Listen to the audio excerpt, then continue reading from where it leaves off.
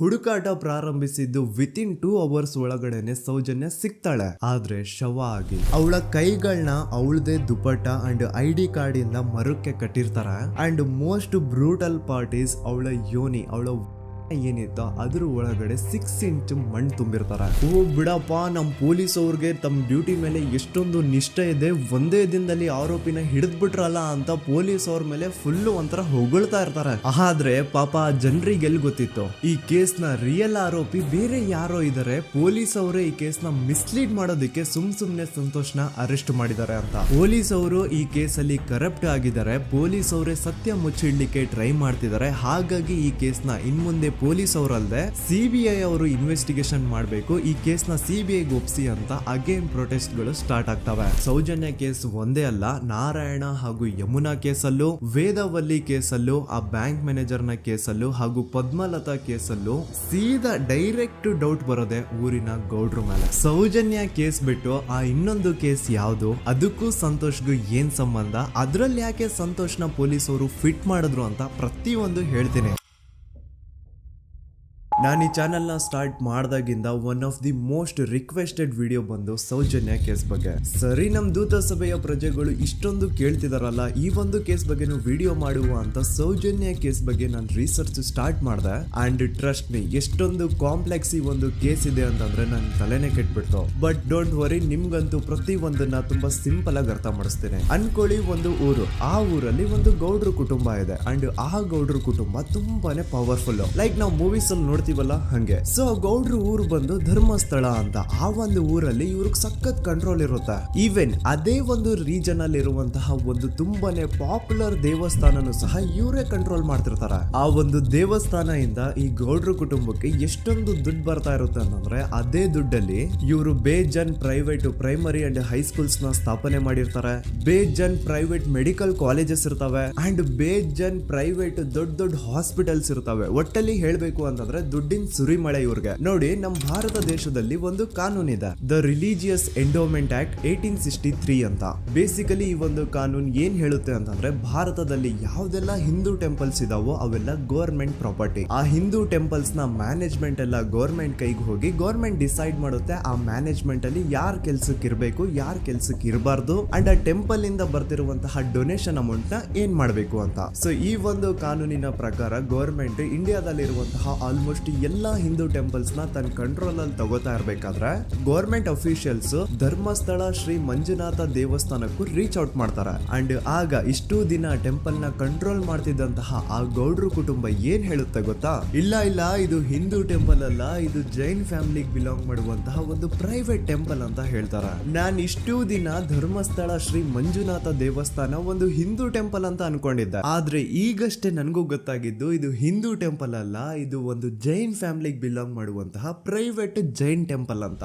So ಹೀಗಾಗಿ government officials ಏನೂ ಮಾಡಕ್ಕಾಗದೆ ಇವತ್ತಿನವರೆಗೂ ಈ ಒಂದು ಧರ್ಮಸ್ಥಳ ಶ್ರೀ ಮಂಜುನಾಥ ದೇವಸ್ಥಾನನ ಒಂದು ಪ್ರೈವೇಟ್ ಟ್ರಸ್ಟ್ ನಡ್ಸ್ಕೊಂಡು ಹೋಗ್ತಿದೆ. ಅಂಡ್ ಆ ಪ್ರೈವೇಟ್ ಟ್ರಸ್ಟ್ ನ ಓನರ್ ಯಾರು, ಅದೇ ಗೌಡ್ರ ಕುಟುಂಬ. ನೋಡಿ, ನಾನು ಈ ವಿಡಿಯೋದಲ್ಲಿ ಯಾರ್ದು ರಿಯಲ್ ನೇಮ್ಸ್ ನ ಬಳಸ್ತಿಲ್ಲ. ಪ್ರೀವಿಯಸ್ಲಿ ಬೇರೆ ಯೂಟ್ಯೂಬರ್ಸ್ ತಮ್ಮ ವಿಡಿಯೋಸ್ ಅಲ್ಲಿ ರಿಯಲ್ ನೇಮ್ಸ್ ನ ಬಳಸಿದ್ದಾರೆ ಅನ್ನೋ ಒಂದೇ ಒಂದು ಕಾರಣಕ್ಕೆ ಅವ್ರ ವಿಡಿಯೋಸ್ ನ ಡಿಲೀಟ್ ಮಾಡಿಸಿದ್ದಾರೆ. ಸೊ ಅವ್ರ ಜೊತೆ ಆಗಿದ್ದು ನನ್ ಜೊತೆ ಆಗೋದ್ ಬೇಡ, ಸತ್ಯ ಮುಚ್ಚೋಗೋದು ನನ್ಗೆ ಇಷ್ಟ ಇಲ್ಲ. ಹಾಗಾಗಿ ನಾನಿಲ್ಲಿ ರಿಯಲ್ ನೇಮ್ಸ್ ನ ಬಳಸ್ತಿಲ್ಲ. ಆದ್ರೆ ನಾನು ಯಾರನ್ನ ಪಾಯಿಂಟ್ ಔಟ್ ಮಾಡಿ ಹೇಳ್ತಿದ್ದೀನಿ ಅನ್ನೋದು ಮಾತ್ರ ನಿಮಗೆ ತುಂಬಾ ಕ್ಲಿಯರ್ಲಿ ಅರ್ಥ ಆಗುತ್ತೆ. Don't worry.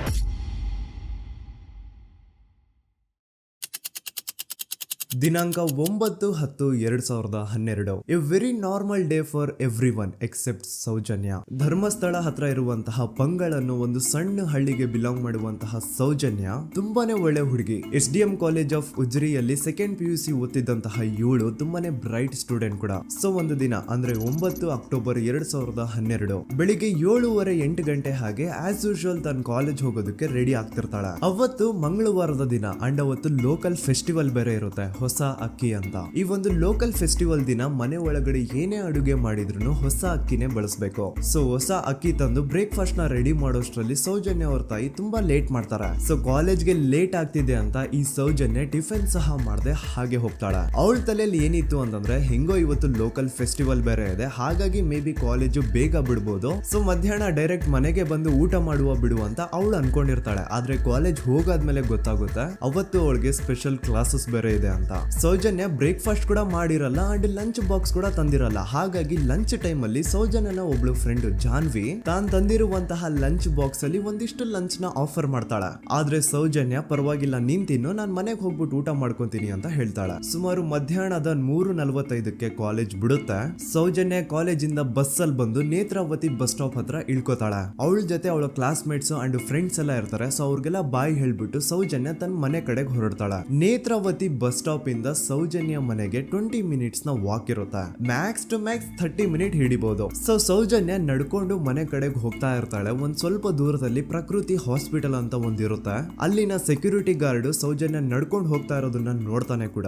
ನಂತರ ಸೌಜನ್ಯ ಒಂದು 10 ನಿಮಿಷ ಹಂಗೆ ಮುಂದೆ ನಡ್ಕೊಂಡು ಹೋಗಾದ್ಮೇಲೆ ಸೌಜನ್ಯಗೆ ತನ್ನ ಮಾವ ಸಿಗ್ತಾರೆ. ಅವರು ಸೌಜನ್ಯನ ನೋಡಿ ಮಾತಾಡಿಸ್ತಾರೆ. ಯಾಕಮ್ಮ ಕಾಲೇಜಿಂದ ಇಷ್ಟು ಲೇಟ್ ಬರ್ತಿದ್ಯಾ ಅಂತ ಕೇಳ್ತಾರೆ. ಆಗ ಸೌಜನ್ಯ ಇಲ್ಲ ಮಾವ, ಕಾಲೇಜಲ್ಲಿ ಸ್ಪೆಷಲ್ ಕ್ಲಾಸ್ ಇತ್ತು ಹಾಗಾಗಿ ಲೇಟ್ ಆಗ್ಬಿಡ್ತು ಅಂತ ಹೇಳಿ ಒಂದೆರಡು ಮಾತಾಡಿಸಿ ನಂತರ ತನ್ನ ಮನೆ ಕಡೆ ತಾನು ಹೊರಡ್ತಾಳ. ಈಗ ಆ ಒಂದು ಪಾಯಿಂಟ್ ಇಂದ ಸೌಜನ್ಯಗೆ ತನ್ನ ಮನೆ ಹೋಗ್ಲಿಕ್ಕೆ 10 ನಿಮಿಷ ಬೇಕು. ಮ್ಯಾಕ್ಸ್ ಟು ಮ್ಯಾಕ್ಸ್ 20 ಮಿನಿಟ್ ಅನ್ಕೊಳ್ಳಿ. 3:45ಕ್ಕೆ ಕಾಲೇಜ್ ಬಿಟ್ರೆ ಅರೌಂಡ್ 4:30ಗೆ ಮನೇಲಿ ಇರ್ಬೇಕಾಗಿದ್ದು ಹುಡುಗಿ 6:30 ಗಂಟೆ ಆಗಿದ್ರು ಮನೆಗೆ ಸೇರಿರಲ್ಲ. ಸೊ ಮನೇಲಿ ಸೌಜನ್ಯ ಅವ್ರ ತಾಯಿಗೆ ಟೆನ್ಷನ್ ಸ್ಟಾರ್ಟ್ ಆಗುತ್ತೆ. ಏನಪ್ಪಾ ಈ ಹುಡುಗಿ ಎಷ್ಟೊತ್ತಾದ್ರೂ ಇನ್ನು ಮನೆಗ್ ಬಂದಿಲ್ವಲ್ಲ ಅಂತ. ಸೊ ಅವ್ರೇನ್ ಮಾಡ್ತಾರೆ, ಸೌಜನ್ಯ ಅವ್ರ ತಂದೆ ಕಾಲ್ ಮಾಡ್ಬಿಟ್ಟು ರೀ ಹಿಂಗೆ 3:30-4 ಗಂಟೆಗೆ ಕಾಲೇಜಿಂದ ಮನೆಗ್ ಬರ್ತಿದ್ದಿದ್ ನಮ್ ಹುಡುಗಿ ಇವತ್ತು 7 ಗಂಟೆ ಆದ್ರೂ ಇನ್ನು ಮನೆಗ್ ಬಂದಿಲ್ಲ, ನೀವು ಸ್ವಲ್ಪ ಬೇಗ ಮನೆಗ್ ಬಂದು ವಿಚಾರಿಸಿ ಅಂತ ಗಾಬ್ರಿಲಿ ಹೇಳ್ತಾರೆ. ಸರಿ ಅಂತ ಸೌಜನ್ಯ ಅವ್ರ ತಂದೆ ಮನೆಗ್ ಬಂದ್ಬಿಟ್ಟು ಸೌಜನ್ಯನ ಫ್ರೆಂಡ್ಸ್ ಕ್ಲಾಸ್ ಮೇಟ್ಸ್ ಯಾರ್ದೆಲ್ಲ ಅವ್ರ ಹತ್ರ ನಂಬರ್ ಇರುತ್ತೋ ಅವ್ರಿಗೆಲ್ಲ ಕಾಲ್ ಮಾಡ್ಬಿಟ್ಟು ಸೌಜನ್ಯ ಬಗ್ಗೆ ಕೇಳ್ತಾರ. ನಮ್ ಹುಡುಗಿ ಏನಾದ್ರೂ ನಿಮ್ ಮನೆಗ್ ಬಂದಿದ್ದಾಳ ಅಮ್ಮ ಅಂತ. ಆದ್ರೆ ಸೌಜನ್ಯನ ಫ್ರೆಂಡ್ಸ್ ಅಂಡ್ ಕ್ಲಾಸ್ ಮೇಟ್ಸ್ ಎಲ್ಲ ಇಲ್ಲ ಅಂಕಲ್ ನಮ್ ಮನೆಗಂತೂ ಸೌಜನ್ಯ ಏನು ಬಂದಿಲ್ಲ, ಅವಳು ಬಸ್ ಸ್ಟಾಪ್ ಇಂದ ಸೀದಾ ನಿಮ್ ಮನೆ ಕಡೆಗೇನೆ ಹೊರಟ್ಲಲ್ವಾ, ಯಾಕೆ ಇನ್ನೂ ಬಂದಿಲ್ವಾ ಅಂತ ಕೇಳ್ತಾರ. ಆಗ ಸೌಜನ್ಯ ಅವ್ರ ತಂದೆ ಇಲ್ಲಮ್ಮ ಬಂದಿಲ್ಲ ಹಾಗಾಗಿನೇ ಕಾಲ್ ಮಾಡಿರೋದು ಅಂತ ಹೇಳಿ ಕಾಲ್ ಕಟ್ ಮಾಡ್ತಾರ. ದೆನ್ ಸೌಜನ್ಯ ಅವ್ರ ತಂದೆ ಸೌಜನ್ಯ ಅವ್ರ ಮಾವ ಕಾಲ್ ಮಾಡ್ತಾರ. ಅಳಿಯ ಎಲ್ಲಿದ್ಯಾ, ನನ್ ಮಗಳು ಇನ್ನು ಮನೆಗ್ ಬಂದಿಲ್ಲ, ನೀನೇನಾದ್ರೂ ಅವಳನ್ನ ನೋಡ್ದ ಅಂತ ಕೇಳ್ತಾರ. ಆ ಕಡೆಯಿಂದ ಅವರು ಸೌಜನ್ಯನ ಮಾವ ಹೇಳ್ತಾರೆ, ನಾನ್ ನೋಡ್ದೆ 4:15 ಹಾಗೆ ಆ ಹುಡುಗಿ ಕಾಲೇಜಿಂದ ಬರ್ಬೇಕಾದ್ರೆ ನನಗ್ ಕಾಣಿಸಿದ್ಲು, ನಾನ್ ಸ್ವಲ್ಪ ಮಾತಾಡ್ದೆ ಅವಳ ಹತ್ರ, ಅದಾದ್ಮೇಲೆ ಅವಳು ಮನೆ ಕಡೆ ಹೋದ್ಲಲ್ಲ, ಯಾಕೆ ಇನ್ನೂ ಬಂದಿಲ್ವಾ ಅಂತ ಅವರೇ ಉಲ್ಟಾ ಕ್ವಶನ್ ಕೇಳ್ತಾರ. ಈ ಕಡೆ ಸೌಜನ್ಯ ಅವ್ರ ತಂದೆ ಇಲ್ಲ 7 ಗಂಟೆ ಆದ್ರೂ ಮಗು ಇನ್ನು ಮನೆಗ್ ಬಂದಿಲ್ಲ, ನಮ್ಗೆ ಯಾಕೋ ತುಂಬಾ ಗಾಬರಿ ಆಗ್ತಿದೆ, ನೀನೊಂದ್ ಕೆಲ್ಸ ಮಾಡು ನಮ್ಮವ್ರನ್ನೆಲ್ಲ ಸೇರ್ಸು ಎಲ್ರೂ ಸೇರಿ ಹುಡುಕುವ ಅವಳನ್ನ ಅಂತ ಸುಮಾರು ರಾತ್ರಿ 7 ಗಂಟೆಯಿಂದ ಹಿಡಿದು 11 ಗಂಟೆವರೆಗೂ ಸೌಜನ್ಯನ ಮನೆಯವರು ಅಂಡ್ ಊರಿನ ಜನ 200-300 ಜನ ಸೇರ್ಕೊಂಡು ಸೌಜನ್ಯನ ಹುಡುಕ್ತಾರೆ. ಆದ್ರೆ ಸೌಜನ್ಯನ ಒಂದು ಸುಳಿವು ಸಿಗಲ್ಲ. ಸೊ ಕೊನೆಗೆ ಸಹಾಯ ಕೇಳ್ತಾ ರಾತ್ರಿ 11 ಗಂಟೆ ಹಾಗೆ ಸೌಜನ್ಯನ ತಂದೆ ತಾಯಿ ಅಂಡ್ ಊರಿನ ಜನ ಎಲ್ಲ ಬೆಳ್ತಂಗಡಿ ಪೊಲೀಸ್ ಸ್ಟೇಷನ್ ಹತ್ರ ಹೋಗ್ತಾರ. ಅಲ್ಲಿ ಪೊಲೀಸ್ ಅವ್ರ ಹತ್ರ ಕಾಲೇಜ್ ಹೋಗಿದ್ ನಮ್ ಹುಡುಗಿ ಇಷ್ಟೊತ್ತಾದ್ರೂ ಇನ್ನು ಮನೆಗ್ ಬಂದಿಲ್ಲ, ಎಷ್ಟು ಹುಡುಕಿದ್ರು ಸಿಗ್ತಾ ಇಲ್ಲ, ಸೊ ಪ್ಲೀಸ್ ಒಂದು ಮಿಸ್ಸಿಂಗ್ ರಿಪೋರ್ಟ್ ನ ಫೈಲ್ ಮಾಡಿ ನಮ್ ಹುಡುಗಿನ ಹುಡುಕೊಡಿ ಅಂತ ಕೇಳ್ಕೊತಾರ. ಆದ್ರೆ ಪೊಲೀಸ್ ಅವರು ಒಪ್ಪಲ್ಲ. ಇಲ್ಲ ಯಾವುದೇ ಪರ್ಸನ್ ಮಿಸ್ಸಿಂಗ್ ಆದ್ರೆ ಆಫ್ಟರ್ 24 ಅವರ್ಸ್ ಆದ್ಮೇಲೆ ರಿಪೋರ್ಟ್ ಫೈಲ್ ಮಾಡಕ್ಕಾಗೋದು. ಸೊ ನೀವ್ ಒಂದ್ ಕೆಲ್ಸ ಮಾಡಿ, ಈಗ ಮನೆಗ್ ಹೋಗಿ ನಾಳೆ ಬೆಳಿಗ್ಗೆವರೆಗೂ ನೋಡಿ, ನಾಳೆ ಬೆಳಿಗ್ಗೆವರೆಗೂ ನಿಮ್ ಮಗಳು ನಿಮ್ ಮನೆಗ್ ಬಂದಿಲ್ಲ ಅಂತಂದ್ರೆ ಆಗ ಬಂದ್ಬಿಟ್ಟು ಮಿಸ್ಸಿಂಗ್ ರಿಪೋರ್ಟ್ ನ ಫೈಲ್ ಮಾಡಿಸಿ ಅಂತ ಹೇಳಿ ಕಳಿಸ್ತಾರ. ಆಗ ಆಲ್ಮೋಸ್ಟ್ ಮಿಡ್ ನೈಟ್ ಆಗಿರೋದ್ರಿಂದ ಅಂಡ್ ಮಳೆ ಬೇರೆ ತುಂಬಾ ಜೋರಾಗಿ ಬರ್ತಾ ಇರುತ್ತೆ. ಸೊ ಈ ಸಿಚುವೇಶನ್ ಅಲ್ಲಿ ಸೌಜನ್ಯನ ಹುಡುಕ್ಲಿಕ್ಕೆ ಆಗಲ್ಲ. ನಾಳೆ ಬೆಳಿಗ್ಗೆ ಸೇರ್ಕೊಂಡು ಅಗೇನ್ ಎಲ್ರು ಸೌಜನ್ಯನ ಹುಡುಕುವ ಅಂತ ಸೌಜನ್ಯನ ಮನೆಯವರು ಅಂಡ್ ಊರಿನ ಜನ ಎಲ್ರು ತಮ್ಮ ಮನೆಗೆ ಹೋಗ್ಬಿಡ್ತಾರ. ನೆಕ್ಸ್ಟ್ ದಿನ ಅಂದ್ರೆ 10 ಅಕ್ಟೋಬರ್ 2012 ಬುಧವಾರದ ದಿನ ಬೆಳಿಗ್ಗೆ 10 ಗಂಟೆ ಹಾಗೆ ಸೌಜನ್ಯನ ಮನೆಯವರು ಅಂಡ್ ಊರಿನ 200-300 ಜನ ಸೇರ್ಕೊಂಡು ಅಗೇನ್ ಸೌಜನ್ಯಗೋಸ್ಕರ ಹುಡುಕಾಟ ಸ್ಟಾರ್ಟ್ ಮಾಡ್ತಾರ. ಹುಡುಕಾಟ ಪ್ರಾರಂಭಿಸಿದ್ದು ವಿತಿನ್ 2 ಅವರ್ಸ್ ಒಳಗಡೆನೆ ಸೌಜನ್ಯ ಸಿಗ್ತಾಳೆ. ಆದ್ರೆ ಶವ ಆಗಿ ಆ 200-300 ಊರಿನ ಜನ ಎಲ್ಲ ಸೇರ್ಕೊಂಡು ಏನ್ ಸೌಜನ್ಯನ ಹುಡುಕ್ತಾ ಇದ್ರು ಅದರಲ್ಲಿ ಯಾರೋ ಒಬ್ರಿಗೆ ಸೌಜನ್ಯನ ಮನೆಯಿಂದ ಕೇವಲ 10 ನಿಮಿಷ ದೂರದಲ್ಲಿರುವಂತಹ ಒಂದು ಹಳ್ಳನ ದಡದಲ್ಲಿ ಸೌಜನ್ಯನ ಮೃತದೇಹ ಸಿಗುತ್ತಾ. ಈಗ ಸತ್ತಿರುವಂತಹ ಸೌಜನ್ಯನ ಡೆಡ್ ಬಾಡಿ ಯಾವ ಒಂದು ಕಂಡೀಷನ್ ಅಲ್ಲಿ ಇತ್ತು ಅಂತ ಹೇಳ್ತೀನಿ, ಸ್ವಲ್ಪ ಗಮನ ಇಟ್ಟು ಕೇಳಿಸ್ಕೊಳ್ಳಿ. ಅವಳ ಕೈಗಳನ್ನ ಅವಳದೇ ದುಪಟ್ಟ ಅಂಡ್ ID ಕಾರ್ಡ್ ಇಂದ ಮರಕ್ಕೆ ಕಟ್ಟಿರ್ತಾರ. ಅವಳ ಬಾಡಿ ಎಲ್ಲ ನೇಕೆಡ್ ಇರುತ್ತೆ, ಮೈ ಮೇಲೆ ಸರಿಯಾದ ಬಟ್ಟೆ ಇರಲ್ಲ, ಮೈ ಮೇಲೆ ಮಲ್ಟಿಪಲ್ ಕಟ್ ಮಾರ್ಕ್ಸ್ ಇರುತ್ತೆ, ತುಂಬಾ ಜೋರಾಗಿ ಹೊಡೆದಿರುವಂತಹ ಗಾಯಗಳು ಮೈ ಮೇಲೆ ಎದ್ದು ಕಾಣಿಸ್ತಿರ್ತವೆ. ಅವಳ ರಿಪ್ಸ್ ಎದೆ ಭಾಗದ ಮೂಳೆಗಳೆಲ್ಲ ಮುರಿದು ಹೋಗ್ಬಿಟ್ಟಿರ್ತವೆ. And most brutal part is ಅವಳ ಯೋನಿ, ಅವಳ ಏನಿತ್ತು ಅದ್ರ ಒಳಗಡೆ 6 ಇಂಚ್ ಮಣ್ಣು ತುಂಬಿರ್ತಾರೆ. ಆ ಬಾಡಿ ಕಂಡೀಷನ್ ನ ನೋಡಿದಾದ್ಮೇಲೆ ಒಂದಂತೂ ತುಂಬಾ ಕ್ಲಿಯರ್ ಆಗಿ ಅರ್ಥ ಆಗುತ್ತೆ, ಅವಳನ್ನ ಯಾರೋ ತುಂಬಾ ಫೋರ್ಸ್ಫುಲಿ ಮಾಡಿ ನಂತರ ನಿರ್ದಯವಾಗಿ ಸಾಯಿಸಿದ್ದಾರೆ ಅಂತ. ಇಲ್ಲಿ ಕ್ರಿಮಿನಲ್ಸ್ ನ ಬುದ್ಧಿವಂತಿಕೆ ನೋಡಿ ಪೊಲೀಸ್ ಅವ್ರಿಗೆ ಏನೂ ಸುಳಿವು ಸಿಗ್ಬಾರ್ದು ಅಂತ ಅವಳ ಯೋನಿ ಒಳಗಡೆ 6 ಇಂಚ್ ಅಷ್ಟು ಮಣ್ಣು ತುಂಬ ಹೋಗಿರ್ತಾರೆ. ಸೊ ದೆನ್ ಪೊಲೀಸ್ ಅವ್ರಿಗೆ ವಿಷಯ ಗೊತ್ತಾಗುತ್ತೆ. ಅವರು ಸ್ಪಾಟ್ ಗೆ ಬಂದು ಸೌಜನ್ಯನ ಬಾಡಿನ ರಿಕವರ್ ಮಾಡಿ ಆ ಒಂದು ಸ್ಪಾಟ್ ನ ಕಂಪ್ಲೀಟ್ ಸೀಸ್ ಮಾಡ್ತಾರೆ. ಒಬ್ಳು ಸಾಮಾನ್ಯ ಮಿಡಲ್ ಕ್ಲಾಸ್ ಹುಡುಗಿ, ಒಬ್ಳು ವೆರಿ ಬ್ರೈಟ್ ಸ್ಟೂಡೆಂಟ್ ನ ಈ ಮಟ್ಟಿಗೆ ಇಷ್ಟು ನಿರ್ದಯವಾಗಿ ಸಾಯಿಸಿರೋದು ಯಾರು? ಇನ್ ಕೇಸ್ ಏನಾದ್ರೂ ಈ ಕ್ರೈಮ್ ಮಾಡಿದವನು ಸಿಕ್ಕಿ ಬಿದ್ರೆ ಅವನ್ನ ಸುಮ್ನೆ ಬಿಡಬಾರ್ದು ಅಂತ ಜನ ಆಕ್ರೋಶ ವ್ಯಕ್ತಪಡಿಸ್ತಾರೆ. ಅಂಡ್ ಗೆಸ್ ವಾಟ್, ನಮ್ ಪೊಲೀಸ್ ಅವರು ಇಷ್ಟೊಂದು ಫಾಸ್ಟ್ ಆಗಿ ಇನ್ವೆಸ್ಟಿಗೇಷನ್ ಕಂಪ್ಲೀಟ್ ಮಾಡ್ತಾರೆ ಅಂತ ನಾನಂತೂ ಎಕ್ಸ್ಪೆಕ್ಟ್ ಮಾಡಿರ್ಲಿಲ್ಲ. ಅಂಡ್ ಈವನ್ ಈ ಒಂದು ವಿಷಯದಿಂದ ಊರಿನ ಜನನು ಶಾಕ್ ಆಗ್ತಾರೆ. ಸೌಜನ್ಯ ಬಾಡಿ ಸಿಕ್ಕಿದ್ದು ನೆಕ್ಸ್ಟ್ ದಿನ ಅಂದ್ರೆ 11 ಅಕ್ಟೋಬರ್ 2012 ಸಂಜೆ 5 ಗಂಟೆ ಹಾಗೆ ಯಾರು ಸೌಜನ್ಯನ ಮರ್ಡರ್ ಮಾಡಿದ್ನೋ ಆ ಕ್ರಿಮಿನಲ್ ಕೂಡ ಸಿಕ್ಕಿ ಬೀಳ್ತಾನೆ. ಈಗ ನೀವು ಥಿಂಕ್ ಮಾಡ್ಬೋದು, ಸೌಜನ್ಯನ ಯಾರು ಮರ್ಡರ್ ಮಾಡಿದ್ರು ಅಂಡ್ ಯಾರ ಕ್ರೈಮ್ ನ ಮಾಡಿದ್ರು ಅವನು ನೆಕ್ಸ್ಟ್ ದಿನಾನೇ ಸಿಕ್ಕಿ ಬಿದ್ದ. ಹಾಗಿದ್ರೆ ಈ ಕೇಸ್ ಯಾವಾಗ್ಲೂ ಕ್ಲೋಸ್ ಆಗ್ಬಿಡ್ಬೇಕಿತ್ತು.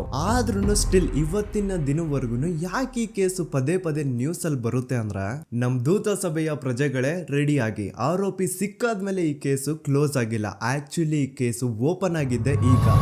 ನೋಡಿ, ಸೌಜನ್ಯನ ಬಾಡಿ ಸಿಕ್ಕಿದ್ದು ನೆಕ್ಸ್ಟ್ ದಿನ ಅಂದ್ರೆ 11 ಅಕ್ಟೋಬರ್ 2012. PSI ಯೋಗೇಶ್ ಅವರು ಯಾರನ್ನ ಈ ಕೇಸಲ್ಲಿ ಅರೆಸ್ಟ್ ಮಾಡಿದ್ರು ಅಂದ್ರೆ ಆತನ ಹೆಸರು ಬಂದು ಸಂತೋಷ್ ರಾವ್. 28-29 ವಯಸ್ಸಿರುವಂತಹ Santosh Rao first of all ಧರ್ಮಸ್ಥಳದವನು ಅಲ್ವೇ ಅಲ್ಲ, ಅವನು ಶೃಂಗೇರಿ. ಅವನು ಸಂತೋಷ್ ರಾವ್ ನ ತಂದೆ ಸ್ಕೂಲ್ ಟೀಚರು ಅಂಡ್ ತಾಯಿ ಹೌಸ್ ವೈಫ್.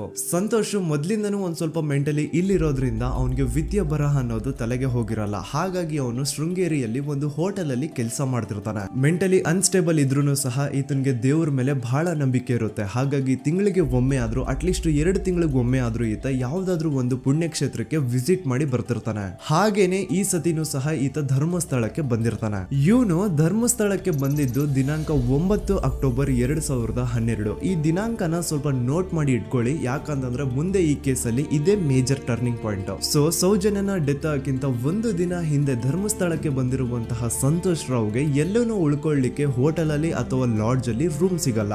ರೀಸನ್ ಇಷ್ಟೇ, ಸಂತೋಷ್ ರಾವ್ ನೋಡ್ಲಿಕ್ಕೆ ಸ್ವಲ್ಪ ಮೆಂಟಲಿ ಅನ್ಸ್ಟೇಬಲ್ ಪರ್ಸನ್ ತರ ಇರ್ತಾನೆ. ಅವನ ಅವತಾರ, ಅವನ ವೇಷಭೂಷಣ ಅಷ್ಟು ಸರಿ ಇರಲ್ಲ. ಹಾಗಾಗಿ ಇವನ್ಗೆ ಯಾವುದೇ ಒಂದು ಹೋಟೆಲ್ ಅಲ್ಲಿ ಅಥವಾ ಲಾಡ್ಜ್ ಅಲ್ಲಿ ಎಲ್ಲಿನೂ ರೂಮ್ ಸಿಗಲ್ಲ. ಸೊ ಉಳ್ಕೊಳ್ಳೋಕೆ ಜಾಗ ಸಿಗದೆ ಇವನೇನ್ ಮಾಡ್ತಾನೆ, ಅಲ್ಲೇ ಹತ್ರದಲ್ಲಿರುವಂತಹ ಬಾಹುಬಲಿ ಬೆಟ್ಟಕ್ಕೆ ಹೋಗಿ ಅಲ್ಲಿರುವಂತಹ ಬಾಹುಬಲಿ ಸ್ಟ್ಯಾಚು ಹತ್ರನೇ ಆಶ್ರಯ ತಗೊಳ್ತಾನೆ. ಅಂಡ್ 1-2 ದಿನ ಅವನು ಅಲ್ಲೇ ಉಳ್ಕೋತಾನೆ ಕೂಡ. ಡೇ ಟೈಮ್ ಅಲ್ಲಿ ಧರ್ಮಸ್ಥಳಕ್ಕೆ ಬಂದು ಧರ್ಮಸ್ಥಳ ಶ್ರೀ ಮಂಜುನಾಥ ದೇವಸ್ಥಾನದಲ್ಲಿ ಇದ್ದು ಅಲ್ಲೇ ಪ್ರಸಾದ ಊಟ ಎಲ್ಲ ಮಾಡಿ ನಂತರ ನೈಟ್ ಆಗ್ತಿದ್ದಂಗೆ ಬಾಹುಬಲಿ ಬೆಟ್ಟಕ್ಕೆ ಹೋಗಿ ಆ ಸ್ಟ್ಯಾಚು ಹತ್ರನೇ ಮಲ್ಕೊಳ್ತಿರ್ತಾನೆ. ಸೊ ಒಂದು ದಿನ ಅಂದ್ರೆ 11 ಅಕ್ಟೋಬರ್ 2012 ಸಂಜೆ 5 ಗಂಟೆ ಹಾಗೆ ಈ ಸಂತೋಷ್ ರಾವ್ ತನ್ನ ಪಾಡಿಗೆ ತಾನು ಆ ಬೆಟ್ಟದ ಮೇಲೆ ಕೂತ್ಕೊಂಡು ಸೀನರೀಸ್ ನ ಎಂಜಾಯ್ ಮಾಡ್ತಾ ಇರಬೇಕಾದ್ರೆ ಯಾರೋ ಅದೇ ಊರಿನ 5 ಜನ ಕಿಡಿಗೇಡಿಗಳು ಬಂದು ಇವನ್ ಹತ್ರ ಜಗಳ ತೆಗಿತಾರ. ಈ 5 ಜನ ಯಾರು ಅಂತ ನಂತರ ಹೇಳ್ತೇನೆ. ಸೊ ಈ 5 ಜನ ಕಿಡಿಗೇಡಿಗಳು ಸಂತೋಷ್ ರಾವ್ ಹತ್ರ ಜಗಳ ತೆಗೆದು ಅವನ್ನ ಅವಾಚ್ಯ ಶಬ್ದಗಳಿಂದ ಬೈದು ಅವನ್ನ ಹೊಡೆದು, ಅಷ್ಟೇ ಸಾಲದೆ ಆ 5 ಜನ ಸಂತೋಷ್ ರಾವ್ನ ಪೊಲೀಸ್ ಸ್ಟೇಷನ್ಗೆ ಎಳ್ಕೊಂಡ್ ಬಂದು ಇವನು ನಾವು ಬಾಹುಬಲಿ ಬೆಟ್ಟಕ್ಕೆ ಅಂತ ಹೋಗಿದ್ರೆ ಅಲ್ಲಿ ನಮ್ಮ ಮೇಲೆ ಅಟ್ಯಾಕ್ ಮಾಡ್ದ, ಇವ್ನು ನೋಡ್ಲಿಕ್ಕೂ ಸಹ ಒಳ್ಳೆ ಸೈಕೋ ಕಿಲ್ಲರ್ ಇದ್ದಂಗಿದಾನೆ, ನಮ್ಗೆ ಯಾಕೋ ನಿನ್ನೆ ನಮ್ಮ ಊರಲ್ಲಿ ನಡೆದಿರುವಂತಹ ಘಟನೆ ಆ ಸೌಜನ್ಯನ ಮರ್ಡರ್ ಇವನೇ ಮಾಡಿದಾನೆ ಅಂತ ಡೌಟ್ ಬರ್ತಿದೆ ಅಂತ ಆ 5 ಜನ ಕಿಡಿಗೇಡಿಗಳು ಸಂತೋಷ್ ರಾವ್ನ ಪೊಲೀಸ್ ಅವ್ರ ಹತ್ರ ಹಾಕೊಡ್ತಾರ. ಅಂಡ್ ಪೊಲೀಸ್ ಅವರು ಕೂಡ ಎಂತವ್ರು ನೋಡಿ, ಯಾರೋ 5 ಜನ ಕಿಡಿಗೇಡಿಗಳು ಬಂದು ಇವನೇ ಕೊಲೆ ಮಾಡಿದಾನೆ ಅಂತ ಹೇಳಿದ ತಕ್ಷಣ ಹಿಂದೆ ಮುಂದೆ ಕ್ರಾಸ್ ಚೆಕ್ ಮಾಡದೆ ಸಂತೋಷ್ ರಾವ್ನ ಅರೆಸ್ಟ್ ಮಾಡಿ ಸೌಜನ್ಯ ಕೇಸ್ ನ ಆರೋಪಿ ಸಿಕ್ಕಿದಾನೆ ಅಂತ ಎಲ್ಲಾ ಕಡೆ ಘೋಷಣೆ ಮಾಡ್ಬಿಡ್ತಾರ. ಜನರಿಗೆ ಈ ಕಡೆ ಒಂಥರ ನೆಮ್ಮದಿ, ಓ ಬಿಡಪ್ಪ ನಮ್ ಪೊಲೀಸ್ ಅವ್ರಿಗೆ ತಮ್ಮ ಡ್ಯೂಟಿ ಮೇಲೆ ಎಷ್ಟೊಂದು ನಿಷ್ಠೆ ಇದೆ, ಒಂದೇ ದಿನದಲ್ಲಿ ಆರೋಪಿನ ಹಿಡಿದ್ಬಿಟ್ರ ಅಂತ ಪೊಲೀಸ್ ಅವ್ರ ಮೇಲೆ ಫುಲ್ ಒಂಥರ ಹೊಗಳ್ತಾ ಇರ್ತಾರೆ. ಆದ್ರೆ ಪಾಪ ಜನರಿಗೆ ಎಲ್ಲಿ ಗೊತ್ತಿತ್ತು ಈ ಕೇಸ್ ನ ರಿಯಲ್ ಆರೋಪಿ ಬೇರೆ ಯಾರೋ ಇದಾರೆ, ಪೊಲೀಸ್ ಅವರೇ ಈ ಕೇಸ್ ನ ಮಿಸ್ಲೀಡ್ ಮಾಡೋದಕ್ಕೆ ಸುಮ್ನೆ ಸಂತೋಷ್ ನ ಅರೆಸ್ಟ್ ಮಾಡಿದ್ದಾರೆ ಅಂತ. ಸೊ ಸಂತೋಷ್ ರಾವ್ ಒಂದು ಹುಡುಗಿಯ ರೇಪ್ ಅಂಡ್ ಮರ್ಡರ್ ಕೇಸ್ ಅಲ್ಲಿ ಅರೆಸ್ಟ್ ಆಗಿದ್ದಾನೆ ಅನ್ನೋ ವಿಷಯ ಸಂತೋಷ್ ನ ತಾಯಿಗೆ ಗೊತ್ತಾದಾಗ ಅವ್ರ ಪಾಪ ನೋವಲ್ಲಿ ಕೊರ್ಗಿ ಸಾಯ್ತಾರ. ಅಂಡ್ ಇನ್ನು ಅವ್ರ ತಂದೆ ಒಂದು ಕಡೆ ಪಾಪ ಹೆಂಡತಿನ ಕಳ್ಕೊಂಡಿರುವಂತಹ ನೋವು, ಇನ್ನೊಂದು ಕಡೆ ಮಗ ನೋಡಿದ್ರೆ ಯಾವ್ದೋ ಫಾಲ್ಸ್ ಕೇಸ್ ಅಲ್ಲಿ ಅರೆಸ್ಟ್ ಆಗಿದ್ದಾನೆ. ಈ ಕಡೆ ಕೇಸ್ ನ ಇನ್ವೆಸ್ಟಿಗೇಷನ್ ನಡೀತಾ ಇದೆ. ಅಂಡ್ ಇಲ್ಲಿ ನಾನು PSI ಯೋಗೇಶ್ ಅವ್ರ ಬಗ್ಗೆ ಅಂತೂ ಮೆನ್ಷನ್ ಮಾಡ್ಲೇಬೇಕು. ಈ ಪೊಲೀಸ್ ಆಫೀಸರು ಗೊತ್ತಿದ್ದು ಈ ತಪ್ಪನ ಮಾಡಿದ್ರು ಅಥವಾ ಗೊತ್ತಿಲ್ದೇನೆ ಈ ತಪ್ಪನ ಮಾಡಿದ್ರು ನನ್ಗಂತೂ ಗೊತ್ತಿಲ್ಲ. ಸೊ ಇವ್ರು ಏನ್ ಮಾಡ್ತಾರೆ ಅಂತಂದ್ರೆ, ಸೌಜನ್ಯನ ಬಾಡಿನ ಪೋಸ್ಟ್ ಮಾರ್ಟಮ್ ಗೆ ಕಳಿಸಿದಾಗ ಡಾಕ್ಟರ್ಸ್ ಹಂಗೋ ಹಿಂಗೋ ಮಾಡಿ ಇಂದ ಕೆಲವೊಂದು ಸ್ಪರ್ಮ್ ನ ಸ್ಯಾಂಪಲ್ಸ್ ಕಲೆಕ್ಟ್ ಮಾಡ್ತಾರ. ಅದನ್ನ ಅವರು PSI ಯೋಗೇಶ್ಗೆ ಕೊಟ್ಟು ಇದನ್ನ ವಿತಿನ್ 72 ಅವರ್ಸ್ ಒಳಗಡೆ ಇನ್ನೊಂದು ಲ್ಯಾಬ್ ಗೆ ಸಬ್ಮಿಟ್ ಮಾಡಿ ಅಂತ ತುಂಬಾ ಕ್ಲಿಯರ್ ಆಗಿ ಹೇಳ್ತಾರ. ಆದ್ರೆ PSI ಯೋಗೇಶ್ ಆ ಸ್ಪರ್ಮ್ ಸ್ಯಾಂಪಲ್ಸ್ ನ ವಿತಿನ್ 72 ಅವರ್ಸ್ ಒಳಗಡೆ ಲ್ಯಾಬ್ ಕಳ್ಸೋದಿರ್ಲಿ, ಅದನ್ನ 12 ದಿನ ಆದ್ಮೇಲೆ ಲ್ಯಾಬ್ ಕಳಿಸ್ತಾರ. ಅಷ್ಟೊತ್ತಿಗೆ ಆಲ್ರೆಡಿ ಆ ಸ್ಪರ್ಮ್ ಸ್ಯಾಂಪಲ್ಸ್ ಗೆಲ್ಲ ಫಂಗಸ್ ಹಿಡಿದು ಅದು ಅನ್ಫಿಟ್ ಫಾರ್ ಟೆಸ್ಟಿಂಗ್ ಅಂತ ಬರುತ್ತಾ. ಈಗ ನೀವೇ ಹೇಳಿ, ಎಂತ ಡಂಬೆಸ್ಟ್ ಪರ್ಸನ್ ಪೊಲೀಸ್ ಆಫೀಸರ್ ಆಗಿದ್ರು ಅವನ ಹತ್ರ ಒಂದು ಮರ್ಡರ್ ಕೇಸ್ ಬಂದಾಗ ಅವನ ಹತ್ರ ಇರೋ ಮೇನ್ ಸಾಕ್ಷಿನೇ, ಮೇನ್ ಎವಿಡೆನ್ಸ್ ಆ ಹುಡುಗಿಯ ಇಂದ ಕಲೆಕ್ಟ್ ಆಗುವಂತಹ ಸ್ಪರ್ಮ್ ಸ್ಯಾಂಪಲ್ಸ್. ಸೊ ಅದನ್ನ ಮೊದಲು ಲ್ಯಾಬ್ ಕಳಿಸಿ ಅದನ್ನ ಐಡೆಂಟಿಫೈ ಮಾಡೋದು ಪೊಲೀಸ್ ಅವರ ಫಸ್ಟ್ ಡ್ಯೂಟಿ.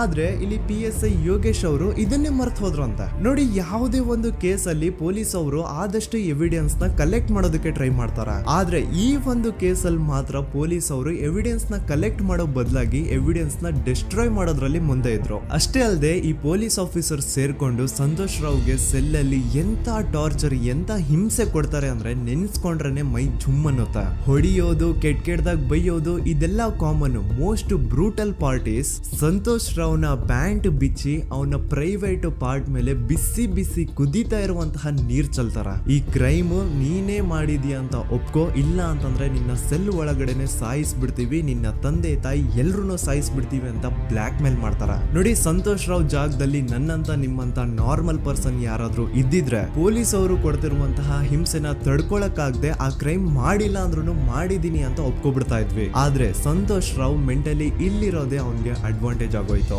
ಪೊಲೀಸ್ಗಳು ಸಂತೋಷ್ ರಾವ್ಗೆ ಎಷ್ಟೇ ಹೊಡೆದ್ರು, ಎಷ್ಟೇ ಬೈದ್ರು, ಎಷ್ಟೇ ಬ್ಲಾಕ್ ಮೇಲ್ ಮಾಡಿದ್ರು ಸಂತೋಷ್ ರಾವ್ ಬಾಯಲ್ಲಿ ನಾನ್ ಈ ಕ್ರೈಮ್ ನ ಮಾಡಿಲ್ಲ ಅಂತಾನೆ ಬರುತ್ತೆ ಹೊರತು ಆ ಕ್ರೈಮ್ ನ ಅವನು ಒಪ್ಕೊಳ್ಳೋದೇ ಇಲ್ಲ. ದೆನ್ ಕೋರ್ಟ್ ಟ್ರಯಲ್ಸ್ ಸ್ಟಾರ್ಟ್ ಆಗುತ್ತೆ. ಈ ಕ್ರೈಮ್ ನ ಸಂತೋಷೇ ಮಾಡಿದಾನೆ ಅಂತ ಸೌಜನ್ಯ ಕಡೆಯ ಲಾಯರ್ ವಾದ ಮಾಡ್ತಾನೆ. ಅದಕ್ಕೆ ಆಪೋಸಿಟ್ ಆಗಿ ಸಂತೋಷ್ ರಾವ್ ಕಡೆಯಿಂದ ಒಬ್ರು ಲಾಯರ್ ಇಲ್ಲ, ಸಂತೋಷ್ ರಾವ್ ಈ ಕ್ರೈಮ್ ನ ಮಾಡ್ಲಿಕ್ಕೆ ಸಾಧ್ಯನೇ ಇಲ್ಲ ಅಂತ ವಾದ ಮಾಡ್ತಿರ್ತಾರೆ. ಅಂಡ್ ಕೋರ್ಟ್ ಇಂದ ಆಚೆಗಡೆ ಸಂತೋಷ್ ರಾವ್ ನ ಅಗೇನ್ಸ್ಟ್ ಸ್ಟೂಡೆಂಟ್ಸ್ ಪ್ರೊಟೆಸ್ಟ್ ನಡೆಯುತ್ತೆ, ಪಬ್ಲಿಕ್ ಪ್ರೊಟೆಸ್ಟ್ ನಡೆಯುತ್ತೆ. ಅರೆಸ್ಟ್ ಆಗಿರುವಂತಹ ಸಂತೋಷ್ ರಾವ್ಗೆ ಗಲ್ಲಿಗೇರಿಸ್ರಿ ಅಂತ ಅವ್ರು ಡಿಮ್ಯಾಂಡ್ ಮಾಡ್ತಿರ್ತಾರೆ. ಸೊ ಹೀಗೆ ಒಂದು 2-3 ವರ್ಷ ಕಳೆದು ಹೋಗುತ್ತೆ. ನಂತರ ಒಂದು ಕೋರ್ಟ್ ಟ್ರಯಲ್ ಅಲ್ಲಿ ಸಂತೋಷ್ ರಾವ್ ಪರವಾಗಿ ಹೋರಾಡ್ತಿದ್ದಂತಹ ಲಾಯರ್ ಯಾಕೆ ಈ ಕೇಸ್ ಅಲ್ಲಿ ಸಂತೋಷ್ ಆರೋಪಿ ಅಲ್ಲ ಅಂತ ಪ್ರೂವ್ ಮಾಡ್ಲಿಕ್ಕೆ ಕೆಲವೊಂದು ಪಾಯಿಂಟ್ಸ್ ನ ಮುಂದೆ ಇಡ್ತಾರೆ. ಅದೇನಂತಂದ್ರೆ, ಮೊದಲನೇದಾಗಿ ಸಂತೋಷ್ ರಾವೇ ಈ ಕ್ರೈಮ್ ನ ಮಾಡಿದಾನೆ ಅಂತ ಒಬ್ರು ಒಂದು ಐ ವಿಟ್ನೆಸ್ ಇರಲ್ಲ. ಇನ್ನೊಂದು ಏನು ಅಂತಂದ್ರೆ, ಯಾವೊಂದು ಕಂಡೀಷನ್ ಅಲ್ಲಿ, ಯಾವೊಂದು ಬ್ರೂಟಲ್ ಕಂಡೀಷನ್ ಅಲ್ಲಿ ಸೌಜನ್ಯನ ಬಾಡಿ ಸಿಕ್ಕಿತ್ತೋ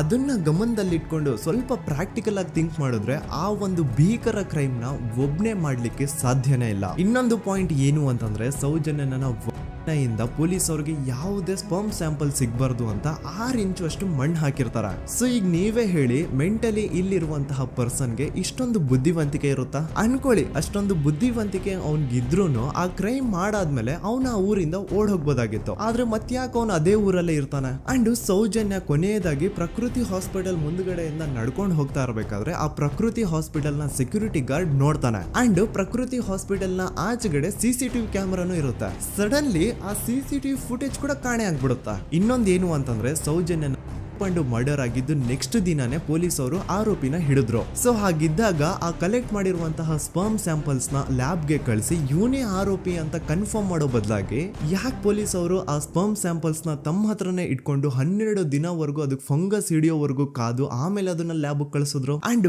ಮೇನ್ ಇಂಪಾರ್ಟೆಂಟ್ ಆಗಿ ಸಂತೋಷ್ ರಾವ್ಗೆ ಒಂದು ಗುಪ್ತ ರೋಗ ಇರುತ್ತೆ, ಅದೇ ಫಿಮೋಸಿಸ್ ಅಂತ. ಈ ಕಾಯಿಲೆ ಏನು ಅಂತ ನಾನು ಈ ವಿಡಿಯೋದಲ್ಲಿ ಡೀಟೇಲ್ಡ್ ಆಗಿ ಎಕ್ಸ್ಪ್ಲೈನ್ ಮಾಡ್ಲಿಕ್ಕೆ ಆಗಲ್ಲ. ಜಸ್ಟ್ ತಿಳ್ಕೊಳ್ಳಿ, ಈ ಒಂದು ಕಾಯಿಲೆ ಇರೋರು ಇಂಟಿಮಸಿ ಮಾಡ್ಲಿಕ್ಕೆ ಆಗಲ್ಲ. ಇನ್ ಕೇಸ್ ಮಾಡಿದ್ರು ಅವರು ಸುಖ ಅಲ್ಲ ನರಕ ಕಾಣ್ತಾರ. ಸೊ ಇಷ್ಟೆಲ್ಲ ವ್ಯಾಲಿಡ್ ಪಾಯಿಂಟ್ಸ್, ಇಷ್ಟೆಲ್ಲ ಫ್ಯಾಕ್ಟ್ಸ್ ಕಣ್ ಮುಂದೆ ಇರ್ಬೇಕಾದ್ರೆ ಸ್ಟಿಲ್ ಪೊಲೀಸ್ ಅವರು ಯಾಕೆ ಈ ಕ್ರೈಮ್ ನ ಸಂತೋಷ್ ರಾವೇ ಮಾಡಿದಾನೆ ಅಂತ ಇವನ್ ಹಿಂದೆ ಬಿದ್ದಿದ್ದಾರೆ? ಯಾಕೆ ಅವರು ಈ ಕ್ರೈಮ್ ಇವನ್ ಬಿಟ್ರೆ ಬೇರೆ ಯಾರಾದ್ರೂ ಮಾಡಿರ್ಬೋದಲ್ಲ ಅಂತ ಆ ಆಂಗಲ್ ಅಲ್ಲಿ ಇನ್ವೆಸ್ಟಿಗೇಷನ್ ಮಾಡ್ತಿಲ್ವಲ್ಲ ಅಂತ ಪೊಲೀಸ್ ಅವರ ಇನ್ವೆಸ್ಟಿಗೇಷನ್ ಮೇಲೆ ಈಗ ಕ್ವಶನ್ ಬರುತ್ತೆ. So after hearing all of this, ಎಲ್ಲರಿಗೂ ಈಗ ಪೊಲೀಸ್ ಅವರ ಇನ್ವೆಸ್ಟಿಗೇಷನ್ ಇನ್ವೆಸ್ಟಿಗೇಷನ್ ಮೇಲೆ ಡೌಟ್ ಬರುತ್ತೆ. ಅಂಡ್ ಈವನ್ ಸೌಜನ್ಯ ಅವ್ರ ಮನೆಯವರು ಕೂಡ ನಿಜವಾದ ಆರೋಪಿ ಸಂತೋಷ್ ಅಲ್ಲ ಅಂತ ತಮ್ಮ ಅಭಿಪ್ರಾಯನ ವ್ಯಕ್ತಪಡಿಸ್ತಾರೆ. ಆಗ ಅಲ್ಲಿವರೆಗೂ ಸಂತೋಷ್ ರಾವ್ನ ಗಲ್ಲಿಗೇರಿಸಿ ಅಂತ ಏನು student protest and public protest ಎಲ್ಲ ನಡೀತಾ ಇತ್ತು, ಈಗ ಅದೆಲ್ಲ ನಿಂತು ಹೋಗಿ ಎಲ್ಲಾ ಹೇಟ್ರೇಡ್ ಪೊಲೀಸ್ ಅವ್ರ ಕಡೆಗೆ ಹೋಗುತ್ತೆ. ಪೊಲೀಸ್ ಅವರು ಈ ಕೇಸಲ್ಲಿ ಕರಪ್ಟ್ ಆಗಿದ್ದಾರೆ, ಪೊಲೀಸ್ ಅವರೇ ಸತ್ಯ ಮುಚ್ಚಿಡ್ಲಿಕ್ಕೆ ಟ್ರೈ ಮಾಡ್ತಿದ್ದಾರೆ. ಹಾಗಾಗಿ ಈ ಕೇಸ್ನ ಇನ್ಮುಂದೆ ಪೊಲೀಸ್ ಅವರಲ್ಲದೆ ಸಿಬಿಐ ಅವರು ಇನ್ವೆಸ್ಟಿಗೇಷನ್ ಮಾಡಬೇಕು, ಈ ಕೇಸ್ನ ಸಿಬಿಐಗೆ ಒಪ್ಸಿ ಅಂತ ಅಗೇನ್ ಪ್ರೊಟೆಸ್ಟ್ ಗಳು ಸ್ಟಾರ್ಟ್ ಆಗ್ತವೆ. ಸೊ ಧರ್ಮಸ್ಥಳದಲ್ಲಿ ಇಷ್ಟೊಂದು ಹೋರಾಟಗಳಾಗ್ತಿದಾವೆ, ಒಬ್ಳು ಹುಡುಗಿ ಜೊತೆ ಇಷ್ಟೊಂದು ಅನ್ಯಾಯ ಆಗಿದೆ, ಆದ್ರೂ ಸಹ ಧರ್ಮಾಧಿಕಾರಿ ಏನು ಮಾತೇ ಆಡ್ತಿಲ್ವಲ್ಲ ಈ ಹುಡುಗಿ ಬಗ್ಗೆ ಅಂತ ಜನರು ಪ್ರಶ್ನೆ ಮಾಡಿದಾಗ ಆಗ ಧರ್ಮಾಧಿಕಾರಿನೂ ಜನರು ಮುಂದೆ ಬಂದ್ಬಿಟ್ಟು ಈ ಕೇಸ್ನ ಸಿಬಿಐಗೆ ಒಪ್ಸಿ ಅಂತ ಹೋರಾಟ ಮಾಡ್ತಾರ. ನಂತರ ಈ ಒಂದು ಕೇಸು ಪೊಲೀಸ್ ಅವರಿಂದ ಸಿಬಿಐ ಕೈಗೆ ಹೋಗುತ್ತೆ. ಸಿಬಿಐ ಕೈಗೆ ಹೋಗಿದ ತಕ್ಷಣ ಇಲ್ಲೇನು ಸತ್ಯ ಹೊರಗೆ ಬಂದಿಲ್ಲ. ಆ ಸಿಬಿಐ ಅವರು 3-4 ವರ್ಷ ಟೈಮ್ ತಗೊಂಡು ಮತ್ತೆ ಈ ಒಂದು ಕೇಸ್ನ ಇನ್ವೆಸ್ಟಿಗೇಷನ್ ಮಾಡ್ತಾರೆ. ಆದ್ರೆ ಅಲ್ಲೇನು ಇನ್ವೆಸ್ಟಿಗೇಷನ್ ಮಾಡ್ಲಿಕ್ಕೆ ಉಳ್ದೇ ಇರಲ್ಲ. ಆ ಪೊಲೀಸ್ ಅವರು ಅವ್ರ ಕೈಯಲ್ಲಿ ಈ ಕೇಸು ಇದ್ದಷ್ಟು ದಿನ ಎಷ್ಟಾಗುತ್ತೋ ಅಷ್ಟು ಎವಿಡೆನ್ಸ್ ನ ಡಿಸ್ಟ್ರಾಯ್ ಮಾಡ್ಬಿಟ್ಟಿರ್ತಾರ. ಸೊ ಹಾಗಾಗಿ ಅಲ್ಲಿ ಸಿಬಿಐ ಅವ್ರಿಗೆ ಇನ್ವೆಸ್ಟಿಗೇಷನ್ ಮಾಡ್ಲಿಕ್ಕೆ ಏನ್ ಉಳ್ದೇ ಇರಲ್ಲ. ಆದ್ರೂ ಸ್ಟಿಲ್ ಅವರು 3-4 ಇಯರ್ಸ್ ಟೈಮ್ ತಗೊಂಡು ನಂತರ ಫೈನಲಿ ಒಂದು ರಿಪೋರ್ಟ್ ನ ಕೋರ್ಟ್ ಗೆ ಸಬ್ಮಿಟ್ ಮಾಡ್ತಾರೆ. ಅಂಡ್ ಸಿಬಿಐ ಅವರು ಕೋರ್ಟ್ ಗೆ ಸಬ್ಮಿಟ್ ಮಾಡಿರುವಂತಹ ಆ ಒಂದು ರಿಪೋರ್ಟ್ ಅಲ್ಲಿ ಏನಿತ್ತು ಅಂದ್ರೆ ಸಿಬಿಐ ಇನ್ವೆಸ್ಟಿಗೇಷನ್ ಕನ್ಫರ್ಮ್ಸ್ ದಟ್ ಈ ಒಂದು ಕ್ರೈಮ್ ನ ಸಂತೋಷ್ ರಾವೇ ಮಾಡಿದಾನೆ ಅಂತ. ಆದ್ರೆ ಐರಾನಿ ಈಸ್ ಇದೇ ಒಂದು ರಿಪೋರ್ಟ್ ಅಲ್ಲಿ ಇವ್ರು ಏನ್ ಹೇಳ್ತಾರೆ ಅಂದ್ರೆ ಅವ್ರಿಗೆ ಯಾವುದೇ ತರ ಎವಿಡೆನ್ಸ್ ಸಿಕ್ಕಿಲ್ಲ ಅಂತ. ಯಾಕಂದ್ರೆ ಈ ಸೌಜನ್ಯ ಕೇಸು ಪೊಲೀಸ್ ಅವ್ರ ಕೈಯಲ್ಲಿ ಇದ್ದಾಗ ಪೊಲೀಸ್ ಅವರು ತಮ್ಮ ನಿರ್ಲಕ್ಷ್ಯದಿಂದ ಎಲ್ಲಾ ಎವಿಡೆನ್ಸ್ ನ ಕಳ್ಕೊಂಡ್ಬಿಟ್ಟಿರ್ತಾರೆ. ಅಂತದ್ರಲ್ಲಿ ಯಾವ ಒಂದು ಆಧಾರದ ಮೇಲೆ ಇವರು ಸಂತೋಷ್ ರಾವೇ ಈ ಕ್ರೈಮ್ ನ ಮಾಡಿದ್ದಾರೆ ಅಂತ ಕ್ವಶನ್ ಮಾಡಿದಾಗ ಸಿಬಿಐ ಅವ್ರ ಕಡೆಯಿಂದ ನೋ ಆನ್ಸರ್. ನೋಡಿ, ಮೊದ್ಲು ಈ ಒಂದು ಕೇಸ್ ನ ಪೊಲೀಸ್ ಅವರು ಇನ್ವೆಸ್ಟಿಗೇಷನ್ ಮಾಡಿ ನಂತರ ಈ ಒಂದು ಕೇಸು ಸಿಬಿಐ ಅವ್ರ ಕೈಗೆ ಹೋಗಿ ಅವರು 3-4 ವರ್ಷ ಟೈಮ್ ತಗೊಂಡು ಇನ್ವೆಸ್ಟಿಗೇಷನ್ ಮಾಡಿ ದೆನ್ ಫೈನಲ್ ರಿಪೋರ್ಟ್ ನ ಕೋರ್ಟ್ ಗೆ ಸಬ್ಮಿಟ್ ಮಾಡೋಷ್ಟ್ರಲ್ಲಿ ಸುಮಾರು 5-6 ವರ್ಷ ಕಳೆದು ಹೋಗಿರುತ್ತೆ. ಅಂಡ್ ಸ್ಟಿಲ್ ಈ ಒಂದು ಕೇಸಲ್ಲಿ ಏನೂ ಕನ್ಕ್ಲೂಷನ್ ಸಿಕ್ಕಿರಲ್ಲ. ಎವ್ರಿ ಇಯರ್ ಸೌಜನ್ಯನ ಬರ್ತ್ಡೇ ಇದ್ದಾಗ ಅಥವಾ ತಿಥಿ ಇದ್ದಾಗ ಅವಳನ್ನ ನೆನೆಸ್ಕೊಂಡು ಅವಳ ಹೆಸರಲ್ಲಿ public protest and student protest ನಡೀತಾನೆ ಇರ್ತವೆ. ಸೊ ಒಂದು ದಿನ ಈ ಒಂದು ಪ್ರೊಟೆಸ್ಟ್ ಗಳ ನ್ಯೂಸ್ ಗಿರೀಶ್ ಮುಟ್ಟಣ್ಣನವರ ಗಮನಕ್ಕೆ ಬರುತ್ತೆ.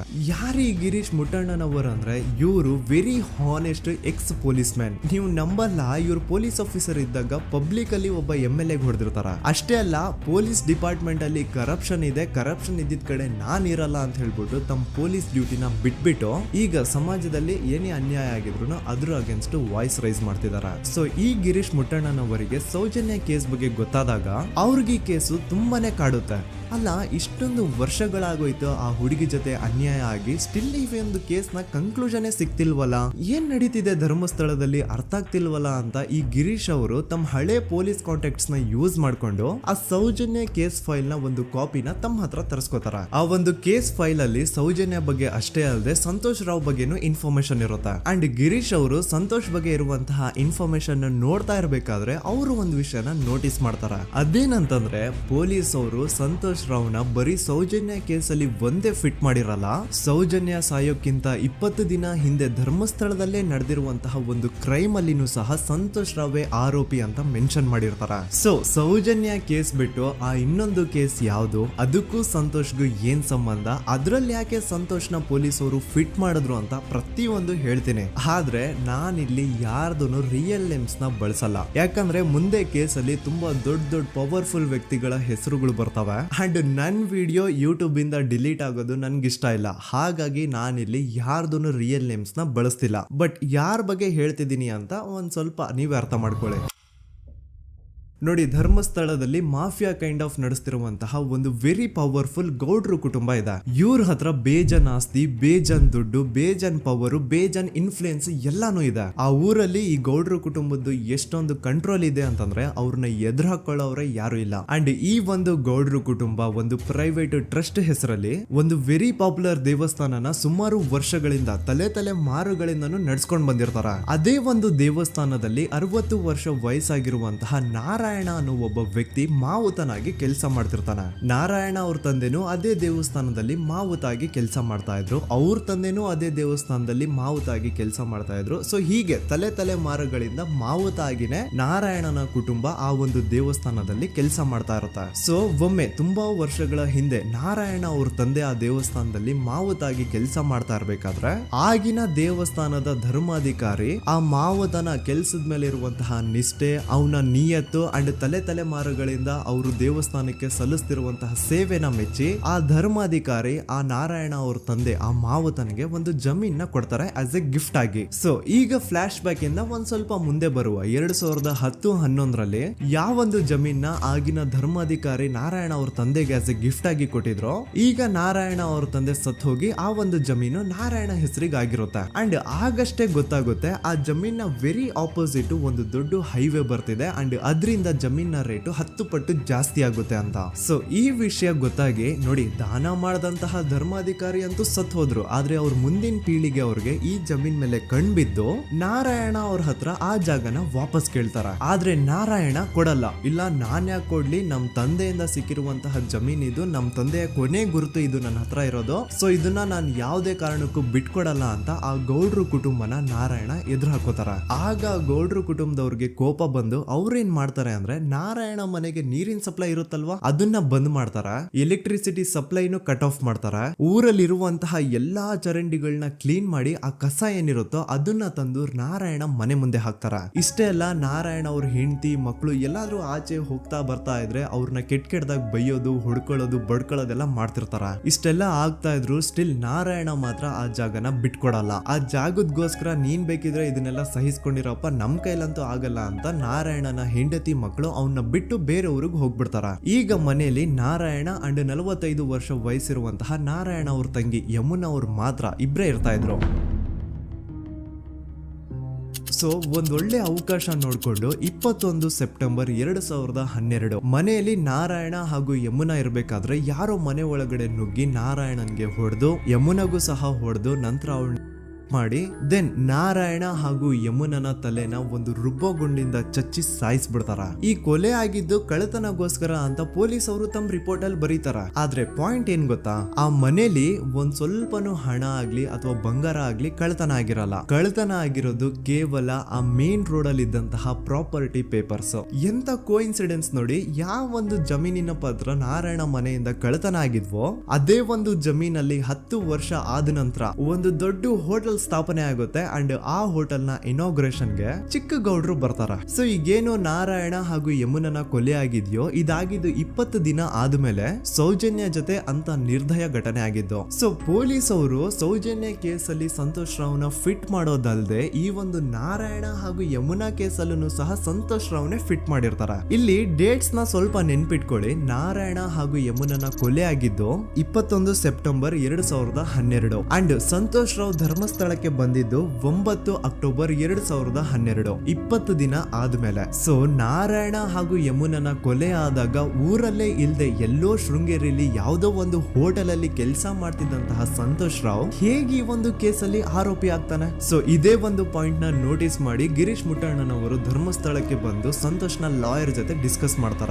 ದೆನ್ ಫೈನಲಿ ಏನೋ ತಪ್ಪು ಮಾಡದೆ ಸುಳ್ಳು ಆರೋಪಗಳಿಂದ ಕರಪ್ಟ್ ಪೊಲೀಸ್ ಆಫೀಸರ್ಸ್ ನ ಮಿಸ್ಲೀಡಿಂಗ್ ಇನ್ವೆಸ್ಟಿಗೇಷನ್ ಇಂದ ಸಂತೋಷ್ ರಾವ್ ತನ್ನ ಜೀವನದ 8-10 ವರ್ಷನ ಜೈಲಲ್ಲಿ ಕಳೆದು ಫೈನಲಿ ರಿಲೀಸ್ ಆಗ್ತಾನೆ. ಒಂಥರ ಈ ಕೇಸಿಂದ ಸಂತೋಷ್ ರಾವ್ನ ಇಡೀ ಲೈಫೇ ಸ್ಪಾಯ್ಲ್ ಆಗೋಯ್ತು.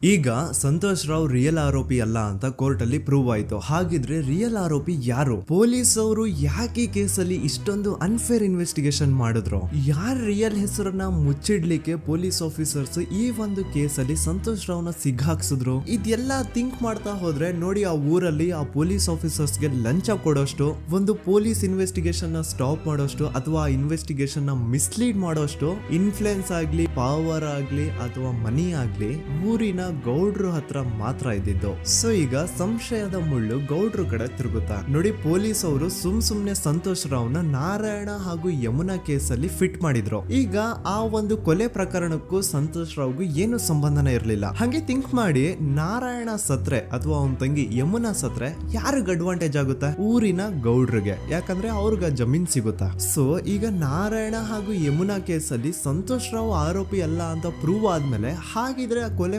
ಮಾಡ್ದವ್ರು ಯಾರು ಅಂತ ಹಾಗೆ ಥಿಂಕ್ ಮಾಡಿದ್ರೆ ಗಿರೀಶ್ ಮುಟ್ಟಣ್ಣನವರಿಗೆ ಆ ಊರಿನ ಗೌಡ್ರ ಮೇಲೆ ಡೌಟ್ ಬರುತ್ತೆ. ಅದೇ ಒಂದು ಡೌಟ್ ಅಲ್ಲಿ ಗಿರೀಶ್ ಮುಟ್ಟಣ್ಣನವರು ಮಹೇಶ್ ತಿಮ್ರೊಡ್ಡಿ ಅಂತ ಇನ್ನೊಬ್ರ ಜೊತೆ ಸೇರ್ಕೊಂಡು ಈ ಹಿಂದೆ ಆ ಒಂದು ಊರಲ್ಲಿ ಆ ಧರ್ಮಸ್ಥಳದಲ್ಲಿ ಈ ಊರಿನ ಗೌಡ್ರು ಯಾವ್ದ್ಯಾವ್ದೆಲ್ಲ ಕ್ರೈಮ್ ಗಳು ಮಾಡಿದಾರೆ ಅಂತ ಊರಿನ ಜನರಿಂದ ತಿಳ್ಕೊತಾರ. ನಂತರ ಆ ಊರಿನ ಜನ ಯಾವ್ದ್ಯಾವ್ದೆಲ್ಲ ಮ್ಯಾಟರ್ಸ್ ಹೇಳಿದ್ರು ಆ ಕೇಸ್ ಫೈಲ್ಸ್ ನೆಲ್ಲ ತಿರುಗಿಸಿ ಮುರುಗಿಸಿ ನೋಡಿದಾಗ ನೀವು ನಂಬಲ್ಲ, ಸೌಜನ್ಯ ಕೇಸ್ ಏನೇನು ಅಲ್ಲ, ಅದಕ್ಕಿಂತ ಭೀಕರ ಕೊಲೆಗಳು ಧರ್ಮಸ್ಥಳದಲ್ಲಿ ಆಗಿವೆ ಅಂಡ್ ಎಲ್ಲಾ ಕೊಲೆಗಳ ಹಿಂದೆ ಗೌಡ್ರು ಕುಟುಂಬದ್ದೇ ಕೈ ಇದೆ ಅಂತ ಎದ್ದು ಕಾಣಿಸುತ್ತೆ.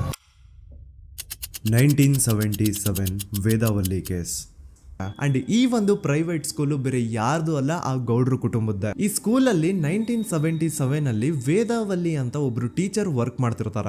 ವೇದಾವಲ್ಲಿ ಆ ಟೀಚರ್ ಜಾಬ್ ಗೆ ತುಂಬಾನೇ ಓವರ್ ಕ್ವಾಲಿಫೈಡ್. ಅವರ ಕ್ವಾಲಿಫಿಕೇಶನ್ಸ್ ನ ಗಮನದಲ್ಲಿ ಇಟ್ಕೊಂಡ್ರೆ ಅವ್ರಿಗೆ HM ಅಥವಾ ಪ್ರಿನ್ಸಿಪಲ್ ನ ಪೋಸ್ಟ್ ಸಿಗ್ಬೇಕು. ಆದ್ರೂ ಸಹ ವೇದಾವಲ್ಲಿ ಆಸ್ ಎ ಟೀಚರ್ ಆಗಿನೇ ಕೆಲಸ ಮಾಡ್ಕೊಂಡು ಹೋಗ್ತಿರ್ತಾರ. ಒಮ್ಮೆ ಏನಾಗುತ್ತೆ, ಸ್ಕೂಲ್ ಅಲ್ಲಿ ಪ್ರಿನ್ಸಿಪಲ್ ನ ಪೋಸ್ಟ್ ಖಾಲಿ ಆಗುತ್ತೆ ಅಂಡ್ ಆ ಒಂದು ಪೋಸ್ಟ್ ಗೆ ಎಲ್ರು ಏನ್ ಅನ್ಕೊಳ್ತಾರೆ, ವೇದಾವಲ್ಲಿನೇ ಸೆಲೆಕ್ಟ್ ಮಾಡೋದು ಅಂತ. ಆದ್ರೆ ವೇದಾವಲ್ಲಿಯ ಕ್ಯಾಸ್ಟ್ ಬೇರೆ ಇದೆ ಅನ್ನೋ ಒಂದೇ ಒಂದು ಕಾರಣಕ್ಕೆ ಆ ಪ್ರಿನ್ಸಿಪಲ್ ನ ಪೋಸ್ಟ್ ವೇದಾವಲ್ಲಿಗೆ ಸಿಗದೆ ಬೇರೆ ಯಾರನ್ನೋ ತಂದು ಕೂರಿಸ್ಬಿಟ್ಟಿರ್ತಾರ. ಇದರಿಂದ ಟೀಚರ್ ವೇದಾವಲ್ಲಿಗೆ ತುಂಬಾ ಕೋಪ ಬಂದು ಅವ್ರ ಸ್ಕೂಲ್ ಮುಂದೆ ಪ್ರೊಟೆಸ್ಟ್ ಮಾಡೋದ್ ಸ್ಟಾರ್ಟ್ ಮಾಡ್ತಾರ. ಅಂಡ್ ಈ ವಿಷಯ ಸ್ಕೂಲ್ ನ ಓನರ್ಸ್ ಗೆ ಇಷ್ಟ ಆಗಲ್ಲ. ಸೊ ಅವರು ಆ ಕೋಪನ ಹಾಗೆ ಮನ್ಸಲ್ಲಿ ಇಟ್ಕೊಂಡಿರ್ತಾರೆ. ಒಮ್ಮೆ ಏನಾಗುತ್ತೆ, ಸ್ಕೂಲ್ ರಜೆ ಇರುತ್ತೆ, ವೇದಾವಲ್ಲಿ ಮನೇಲಿ ಇರ್ತಾರ ಅಂಡ್ ಅವ್ರ ಹಸ್ಬೆಂಡ್ ಡಾಕ್ಟರ್ ಅರಳೆ ಅವ್ರಿಗೆ ಯಾವ್ದೋ ಬೇರೆ ಊರಲ್ಲಿ ಒಂದು ಕಾಲೇಜ್ ಅಲ್ಲಿ ಸೆಮಿನಾರ್ ಏನೋ ಇರುತ್ತೆ. ಸೊ ಅವರು ಅಲ್ಲಿಗೆ ಹೋಗಿರ್ತಾರೆ. ಈಗ ಮನೇಲಿ ಇರೋದು ವೇದಾವಲ್ಲಿ ಒಂದೇ. ಇದೇ ಒಂದು ಅವಕಾಶನ ನೋಡ್ಕೊಂಡು ಯಾರೋ ವೇದಾವಲ್ಲಿ ಅವ್ರ ಮನೆಗ್ ನುಗ್ಗಿ ವೇದಾವಲ್ಲಿಗೆ ಹೊಡೆದು ನಂತರ ಅವ್ರನ್ನ ಜೀವಂತವಾಗಿ ಸುಟ್ಬಿಡ್ತಾರ. ಸ್ವಲ್ಪ ಹೊತ್ತು ನಂತರ ರಾತ್ರಿ ಆಗ್ತಿದ್ದಂಗೆ ಡಾಕ್ಟರ್ ಅರಳೆ ಅವರು ಮನೆಗೆ ವಾಪಸ್ ಬರ್ತಾರೆ ಅಂಡ್ ಮನೆ ಒಳಗಡೆ ಬಂದ್ ನೋಡಿದ್ರೆ ವೇದಾವಲ್ಲಿ ಅವರು ಸತ್ ಹೋಗಿ ಅವರ ಬಾಡಿ ಸುಟ್ ಹೋಗಿ ನೆಲದ ಮೇಲೆ ಬಿದ್ದಿದೆ. ಹೆಂಡತಿನ ಕಳ್ಕೊಂಡಿರುವಂತಹ ದುಃಖನ ಸೈಡ್ಗೆ ಇಟ್ಟು ಡಾಕ್ಟರ್ ಅರಳೆ ಅವರು ಮೊದ್ಲು ಪೊಲೀಸ್ ಸ್ಟೇಷನ್ ಹೋಗ್ಬಿಟ್ಟು ನಮ್ ಮನೆಗೆ ನಾನು ಇಲ್ದೇ ಇರುವಂತಹ ಸಮಯನ ನೋಡ್ಕೊಂಡು ಯಾರೋ ಮನೆ ಒಳಗಡೆ ನುಗ್ಗಿ ನನ್ನ ಹೆಂಡತಿನ ಹೊಡೆದು ನಂತರ ಅವಳನ್ನ ತುಂಬಾ ಭೀಕರವಾಗಿ ಸಾಯಿಸಿದ್ದಾರೆ ಅಂತ ಪೊಲೀಸ್ ಅವ್ರಿಗೆ ರಿಪೋರ್ಟ್ ಕೊಡಕ್ ಹೋದ್ರೆ ಅಲ್ಲಿ ಪೊಲೀಸ್ ಅವರು ಉಲ್ಟಾ ಡಾಕ್ಟರ್ ಅರಳೆ ಮೇಲೆನೆ FIR ಬರ್ದು ನೀನೇ ನಿನ್ ಹೆಂಡತಿನ ಸಾಯಿಸಿದ್ಯಾ, ನಾಟಕ ಮಾಡಬೇಡ ಅಂತ ಅವ್ರನ್ನೇ ಅರೆಸ್ಟ್ ಮಾಡ್ಬಿಡ್ತಾರ. ನಂತರ 2-3 ವರ್ಷ ಜೈಲಲ್ಲೇ ಇದ್ದು ಡಾಕ್ಟರ್ ಅರಳೆ ಅವರು ತಮ್ಮ ಫ್ರೆಂಡ್ಸ್ ಅಂಡ್ ಫ್ಯಾಮಿಲಿ ಮೂಲಕ ಎವಿಡೆನ್ಸ್ ನೆಲ್ಲ ಕಲೆಕ್ಟ್ ಮಾಡಿಸಿ ತಾನ ಕೊಲೆನ ಮಾಡಿಲ್ಲ, ತಾನ್ ತನ್ನ ಹೆಂಡತಿನ ಸಾಯಿಸಿಲ್ಲ ಅಂತ ಕೋರ್ಟ್ ಅಲ್ಲಿ ಪ್ರೂವ್ ಮಾಡ್ಕೊಂಡು ಜೈಲಿಂದ ರಿಲೀಸ್ ಆಗ್ತಾರ. ಸೊ ಈಗ ಡಾಕ್ಟರ್ ಅರಳೆ ಅವರು ಈ ಒಂದು ಕ್ರೈಮ್ ನ ಮಾಡಿಲ್ಲ ಅಂತಂದ್ರೆ ವೇದಾವಲ್ಲಿನ ಅಷ್ಟು ಭೀಕರವಾಗಿ ಸಾಯಿಸಿದವ್ರು ಯಾರು, ಈ ವಿಷಯ ಇವತ್ತಿನವರೆಗೂ ಗೊತ್ತಾಗಿಲ್ಲ. 1986 ಅಲ್ಲಿ ನಡೆದಂತಹ ಪದ್ಮಲತಾ ಕೇಸ್. ಪದ್ಮಲತಾ ಅವ್ರ ತಂದೆ ಕಮ್ಯುನಿಸ್ಟ್ ಪಾರ್ಟಿನ ಲೀಡರ್ ಇರ್ತಾರೆ. ಅವ್ರ ರಿಯಲ್ ನೇಮ್ ಏನು ಅಂತ ನಮಗ್ ಗೊತ್ತಾಗಿಲ್ಲ, ಬಟ್ ಈ ವಿಡಿಯೋದಲ್ಲಿ ಅವ್ರ ಹೆಸರು ಲಕ್ಷ್ಮಣ್ ಅಂತ ಅನ್ಕೊಳ್ಳಿ. ಸೊ ಕಮ್ಯುನಿಸ್ಟ್ ಪಾರ್ಟಿನ ಲೀಡರ್ ಇರುವಂತಹ ಲಕ್ಷ್ಮಣ್ ಅವ್ರಿಗೆ ಊರಲ್ಲಿ ತುಂಬಾನೇ ಸಪೋರ್ಟ್ ಇರುತ್ತೆ, ಊರಿನ ಜನರ ಫೇವ್ರೇಟ್ ಇರ್ತಾರೆ ಇವರು. ಅಂಡ್ ಅದೇ ವರ್ಷ ಅಂದ್ರೆ 1986 ಅಲ್ಲಿ ಪಂಚಾಯತ್ ಎಲೆಕ್ಷನ್ ಬೇರೆ ಇರುತ್ತೆ ಅಂಡ್ ಎಲ್ರಿಗೂ ಗೊತ್ತಿತ್ತು ಲಕ್ಷ್ಮಣೆ ಗೆಲ್ಲೋದು ಅಂತ. ಆ ಪಂಚಾಯತ್ ಎಲೆಕ್ಷನ್ ಅಲ್ಲಿ ಲಕ್ಷ್ಮಣ್ಣ ಆಪೋಸಿಟ್ ಗೌಡ್ರಿಗೆ ತುಂಬಾ ಬೇಕಾಗಿರೋರು ಒಬ್ರು ನಿಂತಿರ್ತಾರ ಅಂಡ್ ಅವ್ರಿಗೂ ಗೊತ್ತಿತ್ತು ಎಲೆಕ್ಷನ್ ಏನಾದ್ರು ಆದ್ರೆ ಲಕ್ಷ್ಮಣ ಎಲೆಕ್ಷನ್ ಅಲ್ಲಿ ಗೆಲ್ಲೋದು ಅಂತ. ಸೊ ಎಲ್ಲಿ ಸೋತೋಗ್ಬಿಡ್ತೀವೋ ಅನ್ನೋ ಭಯಕ್ಕೆ ಆ ಗೌಡ್ರು ಕಡೆ ಅವ್ರು ಏನ್ ಮಾಡ್ತಾರೆ, ಲಕ್ಷ್ಮಣ್ನ ಅಪ್ರೋಚ್ ಮಾಡಿ ಮುಚ್ಕೊಂಡು ಈ ಪಂಚಾಯತ್ ಎಲೆಕ್ಷನ್ ಅಲ್ಲಿ ನಿನ್ ನಾಮಿನೇಷನ್ ನ ಕ್ಯಾನ್ಸಲ್ ಮಾಡು ಅಂತ ವಾರ್ನಿಂಗ್ ಕೊಡ್ತಾರ. ಆದ್ರೆ ಲಕ್ಷ್ಮಣ್ ಅವರು ಅಂಜದೆ ನೀವ್ ಏನ್ ಮಾಡ್ತಿರೋ ಮಾಡ್ಕೊಳ್ರಿ, ಆದ್ರೆ ನಾನ್ ಮಾತ್ರ ನಾಮಿನೇಷನ್ ನ ಕ್ಯಾನ್ಸಲ್ ಮಾಡಲ್ಲ ಅಂತ ಆ ಗೌಡ್ರು ಕುಟುಂಬನ ಎದುರು ಹಾಕೋತಾರ. ದೆನ್ ಎಂತ ಕೋಇನ್ಸಿಡೆನ್ಸ್ ನೋಡಿ, ನೆಕ್ಸ್ಟ್ ಡೇನೆ ಲಕ್ಷ್ಮಣ್ ಅವ್ರ ಮಗಳು ಪದ್ಮಲತಾ ಕಿಡ್ನಾಪ್ ಆಗ್ತಾಳ.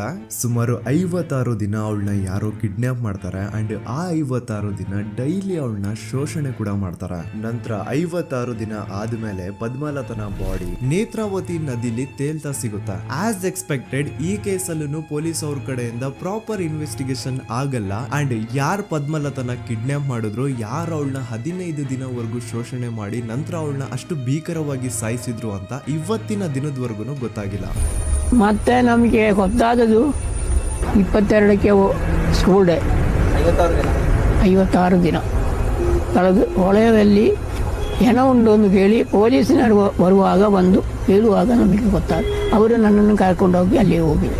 ಇನ್ನೊಂದು ಲಾಸ್ಟ್ ಕೇಸ್ ಇದೆ, ಇದು ಅರ್ಲಿ 2000 ಅಲ್ಲಿ ನಡೆದಿರೋದು. ಇವ್ರದ್ದು ಅಷ್ಟಾಗಿ ಡೀಟೇಲ್ಸ್ ನಾನು ಹೇಳಲ್ಲ, ಜಸ್ಟ್ ಮೇಲ್ ಹೇಳ್ತೀನಿ. 2000 ಇಸ್ವಿಯಲ್ಲಿ ಧರ್ಮಸ್ಥಳದಲ್ಲಿ 2 ಫಿನಾನ್ಸ್ ಬ್ಯಾಂಕ್ ಇರ್ತಾವೆ. ಒಂದು ಅಗೇನ್ ರಿಯಲ್ ನೇಮ್ ತಗೊಳ್ಳೋದು ಬೇಡ, ಲೈಕ್ ಜಸ್ಟ್ ಸಹಕಾರ ಗ್ರಾಮೀಣ ಬ್ಯಾಂಕ್ ಅನ್ಕೊಳ್ಳಿ. ಅಂಡ್ ಇನ್ನೊಂದು ಬಂದ್ಬಿಟ್ಟು ಫೈನಾನ್ಸ್ ಪ್ರೈವೇಟ್ ಲಿಮಿಟೆಡ್ ಬಂದು ಗೌಡ್ರು ಕುಟುಂಬ ಅವ್ರಿಗೆ ಸೇರಿದ್ದು. ಆ ಕಡೆ ಇವ್ರ ಆಪೋಸಿಟ್ ಏನದು ಗ್ರಾಮೀಣ ಬ್ಯಾಂಕ್ ಇತ್ತು, ಅದರಲ್ಲಿ ಒಬ್ಬ ಮ್ಯಾನೇಜರು ಬಡವ್ರಿಗೆ ಸಹಾಯ ಆಗ್ಲಿ ರೈತರಿಗೆ ಸಹಾಯ ಆಗ್ಲಿ ಅಂತ ತುಂಬಾ ಕಡಿಮೆ ಬಡ್ಡಿಗೆ ಲೋನ್ ಕೊಡ್ತಿರ್ತಾನೆ. ಇದ್ರಿಂದಾಗಿ ಧರ್ಮಸ್ಥಳದಲ್ಲಿ ಆಲ್ಮೋಸ್ಟ್ ಎಲ್ಲಾ ಕಸ್ಟಮರ್ಸ್ ಆ ಗ್ರಾಮೀಣ ಬ್ಯಾಂಕ್ ಕಡೆಗೆನೆ ಹೋಗ್ತಿರ್ತಾರೆ, ಪ್ರೈವೇಟ್ ಲಿಮಿಟೆಡ್ ಕಡೆಗೆ ಯಾರು ಬರ್ತಿರಲ್ಲ. ಇದ್ರಿಂದ ಗೌಡ್ರಿಗೆ ಲಾಸ್ ಆಗ್ತಿರುತ್ತಾ. ಸೊ ಅವ್ರೇನ್ ಮಾಡ್ತಾರೆ, ಆ ಗ್ರಾಮೀಣ ಬ್ಯಾಂಕ್ ನ ಮ್ಯಾನೇಜರ್ ಏನಿದ್ನೋ ಅವನ್ಗೆ ಒಂದು ಸ್ವೀಟ್ ವಾರ್ನಿಂಗ್ ಕೊಡ್ತಾರ, ಮುಚ್ಕೊಂಡು ಇನ್ಮೇಲೆಯಿಂದ ನಿನ್ ಲೋನ್ಸ್ ಕೊಡೋದನ್ನ ನಿಲ್ಸ್ಬಿಡು. ಇನ್ ಕೇಸ್ ಲೋನ್ ಕೊಟ್ರು ನಾವ್ ಯಾವ ಇಂಟ್ರೆಸ್ಟ್ ರೇಟ್ ಗೆ ಲೋನ್ ನ ಕೊಡ್ತಾ ಇದೀವೋ ಅದೇ ರೇಟ್ ಗೆ ನೀನು ಕೊಡುವ ಅಂತ ಫೋರ್ಸ್ ಮಾಡ್ತಾರ.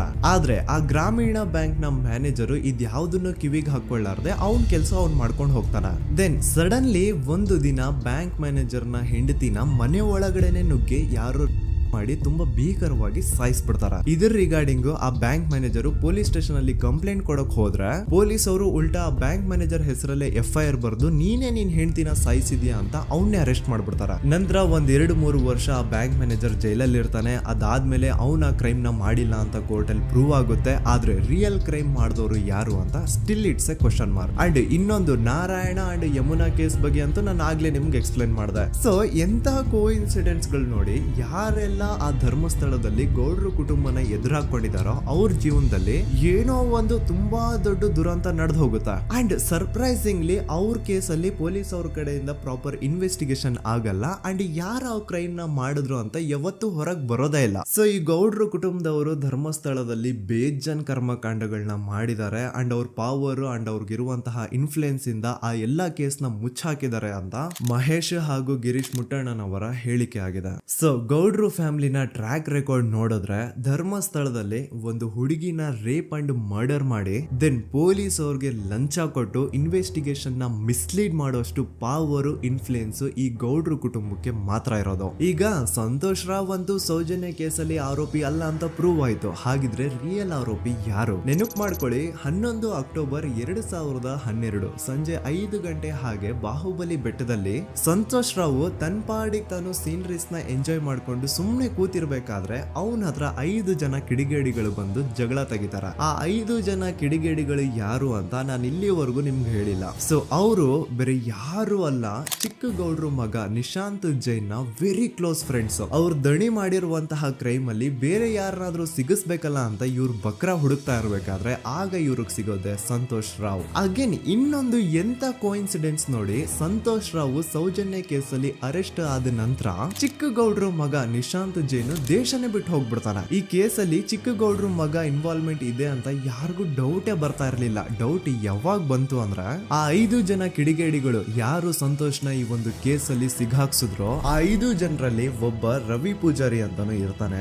ಅವನ್ಗೆ ತಾನು ತಪ್ಪು ಮಾಡಿದೀನಿ ಅಂತ ಗಿಲ್ಟ್ ಕಾಡುತ್ತೋ ಅಥವಾ ಬೇರೆ ಏನೋ ಗೊತ್ತಿಲ್ಲ, ಆದ್ರೆ ಅವನೇ ಸ್ವತಃ ಪೊಲೀಸ್ ಅವ್ರ ಹತ್ರ ಹೋಗ್ಬಿಟ್ಟು ಸೌಜನ್ಯ ಕೇಸಲ್ಲಿ ನಿಜವಾದ ಆರೋಪಿ ಸಂತೋಷ್ ಅಲ್ಲ ಕಂಡ್ರು, ಅವನ್ನ ಸುಮ್ನೆ ಸಿಗಾಕ್ಸಿರೋದಷ್ಟೇ, ನಿಜವಾದ ಆರೋಪಿಗಳು ಚಿಕ್ಕ ಗೌಡ್ರು ಮಗ ನಿಶಾಂತ್ ಜೈನ್ ಅಂಡ್ ಅವನ್ ಫ್ರೆಂಡ್ಸ್ ಸೂರಜ್, ಕಿರಣ್ ಅಂಡ್ ಕಣ್ಮಣಿ ಅಂತ. ಈ ಎಲ್ಲಾ ವಿಷಯನ ರವಿ ಪೂಜಾರಿ ಪೊಲೀಸ್ ಅವ್ರಿಗೆ ತಿಳಿಸ್ತಾನೆ. ಅಗೇನ್ ಎಂತ ಒಂದು ಕೋಇನ್ಸಿಡೆನ್ಸ್ ನೋಡಿ, ಈ ವಿಷಯಗಳನ್ನ ಊರಿನ ಜನರು ಮುಂದೆ ಹೇಳಿದಂತಹ ರವಿ ಪೂಜಾರಿ ಆಕಸ್ಮಿಕವಾಗಿ ಸತ್ ಹೋಗ್ಬಿಡ್ತಾನೆ. ಇವನು ಹೇಳಿದ್ದು ನಿಜ ಅಂತ ಜನರಿಗೆ ಯಾವಾಗ ಕನ್ಫರ್ಮ್ ಆಗುತ್ತೆ ಅಂದ್ರೆ ಸೌಜನ್ಯಗೆ ತುಂಬಾ ಹತ್ರವಾದವ್ರು ಒಬ್ರು ಯಶೋಧ ಅನ್ನೋರು ಕೋರ್ಟ್ ಅಲ್ಲಿ ಬಂದ್ಬಿಟ್ಟು ಸೌಜನ್ಯ ಕೊಲೆ ಆಗಿದ್ದ ದಿನ ಆ ಒಂದು ಸ್ಪಾಟ್ ಅಲ್ಲಿ ನಾನು ಈ 3 ಜನರನ್ನ ನೋಡಿದ್ದೆ ಅಂತ ಸಾಕ್ಷಿ ಹೇಳ್ತಾರೆ. ಈಗ ಎಲ್ಲಾ ಡಾಟ್ಸ್ ನ ಕನೆಕ್ಟ್ ಮಾಡ್ತಾ ಹೋದ್ರೆ ಸೌಜನ್ಯ ಕೇಸ್ ಒಂದೇ ಅಲ್ಲ, ನಾರಾಯಣ ಹಾಗೂ ಯಮುನಾ ಕೇಸಲ್ಲೂ, ವೇದವಲ್ಲಿ ಕೇಸಲ್ಲೂ, ಆ ಬ್ಯಾಂಕ್ ಮ್ಯಾನೇಜರ್ ನ ಕೇಸಲ್ಲೂ ಹಾಗೂ ಪದ್ಮಲತಾ ಕೇಸಲ್ಲೂ ಸೀದಾ ಡೈರೆಕ್ಟ್ ಡೌಟ್ ಬರೋದೆ ಊರಿನ ಗೌಡ್ರ ಮೇಲೆ. I really want to appreciate Kudla rampage YouTube channel, third eye YouTube channel,